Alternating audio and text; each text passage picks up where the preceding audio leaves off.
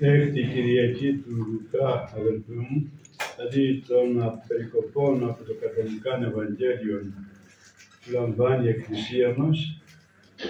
Έχουμε το Αποστολικό Ανάγνωσμα, με το οποίο θα ασχοληθούμε σήμερα και το οποίο μας λέγει ότι ο καρπός του Πνεύματος εστίν αγάπη, χαρά, ειρήνη, μακροθυμία, Χριστότης, αγαθοσύνη, πίστης, πραότης, εγκράτεια. Δηλαδή 9 θα λέγαμε χαρίσματα σημαντικά, τα οποία προσφέρει το Άγιο Πνεύμα εις εκείνον τον οποίον φροντίζει, ώστε να μπορεί αυτά τα χαρίσματα να τα δέχεται και να αξιοποιεί αυτά με την προσπάθειά του, τον αγώνα του, ώστε να γίνεται πνευματοφόρος Άγιος, πνευματέμφορος όπως λέμε. Και επομένως καταλαβαίνετε, αδελφοί μου, ότι μόνον το Άγιον Πνεύμα, το τρίτο πρόσωπο της Αγίας Τριάδος, είναι εκείνο το οποίο φωτίζει. Όπως λέγεται σε μια από τις θεολογικές μας έτσι εκφράσεις, ο Πατήρ αποφασίζει, ο Υιός εκτελεί τις αποφάσεις του Πατρός και το Πνεύμα το Άγιον τελειοποιεί αυτές τις αποφάσεις που έλαβε ο Πατέρας, τις ενήργησε ο Υιός και τελειοποιεί λοιπόν το Πνεύμα του Άγιον αυτές τις ενέργειες, τις οποίες ή τις αποφάσεις του Πατρός. Καταλαβαίνετε λοιπόν ότι ολόκληρος η Αγία Τριάς αναφέρεται εδώ και προσφέρει τα χαρίσματα αυτά, τα οποία όμως φαίνεται να εκπορεύονται από το Πνεύμα του Άγιον, διότι αυτό είναι εκείνο το φωτίζον και αγιάζον. Θυμάστε, μας είπε ο Χριστός ότι όταν θα έλθει εκείνος θα οδηγήσει εμάς εις πάσαν την αλήθεια. Θα σας διαφωτίσει ώστε να καταλάβετε ολόκληρη αυτή την αλήθεια, την οποία εγώ απεκάλυψα με την διδασκαλία μου. Γι' αυτό λοιπόν και λέγαμε την κάποια Κυριακή των Αγίων Πατέρων, την προηγούμενη Κυριακές, ότι ακριβώς οι πατέρες είναι οι πνευματέμφοροι άνθρωποι, δηλαδή εκείνοι που είχαν από την καθαρότητα της ζωής τους κατορθώσει να έχουν το Πνεύμα το Άγιο στην καρδιά τους, γι' αυτό μπορούσαν να ερμηνεύουν σωστά όλες τις διδασκαλίες του Κυρίου μας Ιησού Χριστού. Είναι λοιπόν ανάγκη, αδελφοί μου, ο καθένας να προσπαθεί να αποκτήσει ένα ή περισσότερα από τα χαρίσματα αυτά του Αγίου Πνεύματος και όλα ακόμη. Είναι δυνατόν όλα αυτά να γίνουν στον άνθρωπο, όταν βέβαια ο άνθρωπος προσπαθεί και αγωνίζεται να καθαρίσει τον εαυτό του από τα αμαρτήματα τα οποία μπορεί να διαπράξει και αντίθετα να ζητεί και επιζητεί την κάθοδο του Αγίου Πνεύματος από αυτόν, ώστε να μπορεί να γίνει το Πνεύμα του Άγιο να του χαρίσει τα χαρίσματα αυτά, τα οποία είναι τόσο σημαντικά, όπως είναι η αγάπη, η χαρά, η ειρήνη και όλα τα άλλα χαρίσματα για τα οποία αναφερθήκαμε προηγουμένως. Είναι λοιπόν, αδελφοί μου, πάρα πολύ σημαντικό αυτό. Μας λέγει όμως στο ίδιο Αποστολικό Ανάγνωσμα και κάτι άλλο. Και αν κάποιος, λέει, από τους ανθρώπους, τους αδελφούς μας, προληφθεί και πέσει δηλαδή, σε κάποιο αμάρτημα, τότε εσείς που δεν έχετε πέσει το αμάρτημα αυτό, ή ας πούμε καλύτεροι, προσπαθήσετε να τον φέρετε σε συναίσθηση με ήπιον και απαλό τρόπο, χωρίς φωνές, χωρίς, θα λέγαμε έτσι, να τον αποδυναμώνουμε τελείως, να τον αποκαρδιώνουμε τελείως τον άνθρωπο αυτόν, προσπαθούμε να τον συνεφέρουμε, τον δίνουμε και πάλι σε μετάνοια, όχι πάντοτε με ένα ύπος δασκαλίστικο, που οπωσδήποτε πολλές φορές συμβαίνει και δεν επιφέρει αποτελέσματα θετικά αλλά αρνητικά. Γι' αυτό λέει στην συνέχεια ότι θα πρέπει, λέει, μεταξύ σας να έχετε αγάπη, ώστε ο ένας να συμπληρώνει τον άλλον και έτσι να προσπαθείτε να αποκτήσετε τα χαρίσματα αυτά του Αγίου Πνεύματος. Δηλαδή, τι σημαίνει αυτό? Ότι πρέπει, αδελφοί μου, όχι να κατηγορούμε, όχι να κατακρίνουμε, όχι να δημοσιεύουμε και δημοσιοποιούμε τα λάθη των άλλων αδελφών μας, αλλά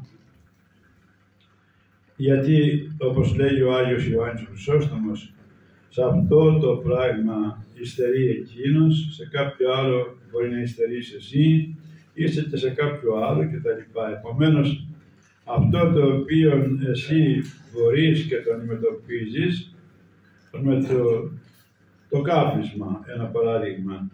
Επειδή δεν καπνίζεις για όλη σου τη ζωή, με ευκολία αντιμετωπίζεις το κάπνισμα.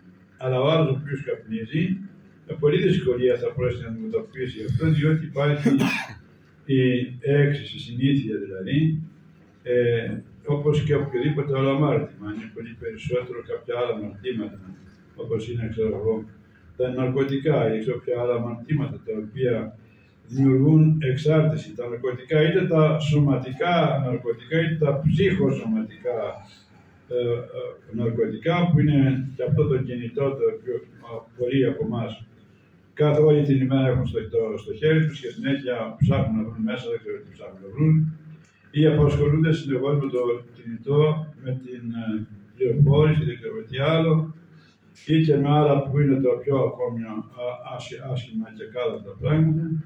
Και τότε καταλαβαίνετε πόση εξάρτηση αποκτούν οι άνθρωποι αυτοί από αυτό το πραγματάκι που λέγεται κινητό τηλέφωνο. Καταλαβαίνετε λοιπόν, αδελφοί μου, ότι δεν χρειάζεται να κατηγορείς τον άλλον γιατί, επί παραδείγματι, είναι υπότης, είναι μπεκρής, ενώ εσύ δεν είσαι μεν μπεκρής, αλλά είσαι χαρτοπαίκτης, παραδείγματος χάρη. Και του λες εκείνο ότι αυτός ο άνθρωπος που κάνει νοχτάρια στον δρόμο τώρα πηγαίνει προς το σπίτι, μετρησμένος κτλ. Και εγώ τι κάνω, δεν κάνω τίποτα, άλλο χαρτάκι παίζω. Ενώ ο άλλος που πίνει κρασί, είναι, πώς θα λέμε, πότης, λέει πω το χαρτοπαίχτη αυτόν τον ελεηνό. Καταλαβαίνετε λοιπόν, αδελφοί μου, πόσο τα δικά μας λάθη, τις δικές μας ατέλειες, τα δικά μας ελαττώματα, προσπαθούμε να τα σμικρύνουμε, να τα απλύνουμε τελείως και στηριζόμαστε να κατηγορούμε τους άλλους ανθρώπους για κάτι άλλο που εγώ δεν έχω, αλλά το έχει εκείνος και που αν και εκείνος το λέει για μένα, καταλαβαίνετε τότε λοιπόν πόσο μεταξύ μας υπάρχει ένα μεγάλο χάσμα και δεν μπορούμε.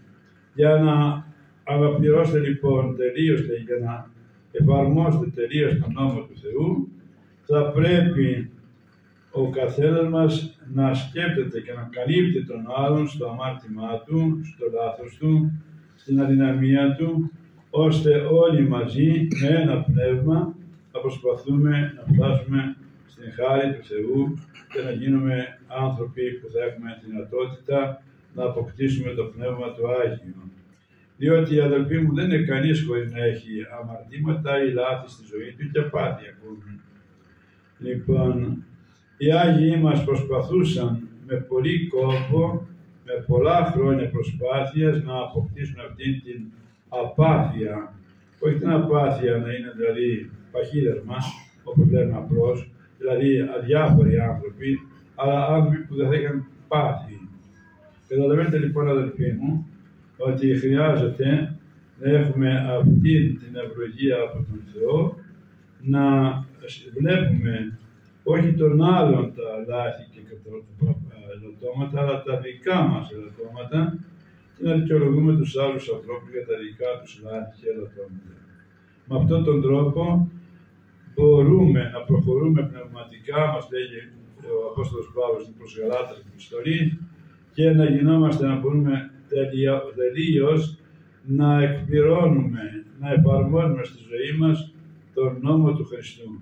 Διαφορετικά, όταν εμείς κατακρίνουμε τους άλλους και εκείνοι κατακρίνουν εμάς, είναι τίποτε άλλο παρά όλοι σκοτωνόμαστε την κατάκριση, η οποία είναι το μεγαλύτερο αμάρτημα, το ευκολότερο αλλά και το μεγαλύτερο αμάρτημα, και κατά αυτόν τον τρόπο αφήνουμε την καρδιά μας, που λένε οι Άγιοι Πατέρες, εντελώς αφύλακτη, ώστε να παίρνουν μέσα όλα τα πονηρά πνεύματα και να αρρωνίζουν σε αυτήν. Αντιλαμβάνεστε λοιπόν πόσο μεγάλο αμάρτημα είναι η κατάκριση, όταν δεν μπορεί να μας φυλάξει κανείς και αφήνουμε την καρδιά μας αφύλακτη στην, στην διάκριση, στην επέλαση των πονηρών πνευμάτων. Χρειάζεται λοιπόν, αδελφοί μου, να έχουμε πνεύμα συμπαθίας προς τους άλλους ανθρώπους και όχι πνεύμα αντιπάθειας ή και διάθεση να βλέπουμε και να κρίνουμε και να κατακρίνουμε τους άλλους ανθρώπους. Αυτός στο α, εγώ στο β, εσύ στο γ, ο άλλος στο ω κτλ. Λάθος μπορεί να πέφτουμε όλοι. Άρα λοιπόν δεν πρέπει να κατακρίνουμε τους άλλους ανθρώπους, αλλά θα προσπαθούμε με την καλή μας διάθεση και την προσευχή μας ακόμη, θα προσπαθούμε να ξεπεράσουμε, να καλύψουμε τα αμαρτήματα των άλλων ανθρώπων, ώστε και ο Θεός να καλύψει τα δικά μας. Το λένε άλλωστε πάλι πολύ καθαρά αυτό, οι νηπτικοί πατέρες της Εκκλησίας μας. Κάλυψε, λέγει, το αμάρτημα του αδελφού σου και εσένα θα καλύψει ο ίδιος ο Κύριος ο Θεός. Αν λοιπόν καλύψουμε το αμάρτημα του αδελφού μας, ο Θεός θα καλύψει τα δικά μας λάθη και τα δικά μας αμαρτήματα. Καταλαβαίνετε πόσο μακριά είμαστε όταν δεν καλύπτουμε, αλλά αποκαλύπτουμε τα αμαρτήματα των άλλων ανθρώπων. Και πόσο δεν είναι δυνατόν μετά από εκεί και πέρα να εφαρμόσουμε τον νόμο του Χριστού, τελείως να γίνουμε άνθρωποι του Θεού. Αντίθετα, όταν καλύπτουμε τα αμαρτήματα των άλλων ανθρώπων, τότε ο Θεός μας χαρίζει αυτή την δική του κάλυψη και όλα βγαίνουν καλύτερα, όλα ευωδώνονται και όλα έχουν σαν αποτέλεσμα όλοι μαζί να πηγαίνουμε προς τον Θεό, διότι δεν καλύπτω μόνο τα αμαρτήματα των άλλων ανθρώπων, αλλά και προσεύχομαι για αυτά, τον άνθρωπο αυτόν, ο Θεός να τον ελεήσει, να τον βοηθήσει να ξεπεράσει τα αμαρτήματα, τα πάθη τα οποία έχει. Με αυτόν τον τρόπο λοιπόν γινόμαστε τέλειοι άνθρωποι και δεχόμαστε τότε το Πνεύμα του Άγιον, διότι με την βαθιά εξομολόγηση, την ειλικρινή εξομολόγηση και την ταπείνωση που δεχόμαστε από αυτήν, μπορούμε να γίνουμε άνθρωποι όντως πνευματοφόροι, που θα έχουμε τα χαρήματα και εμείς του Αγίου Πνεύματος, τα οποία αναφέραμε προηγουμένως.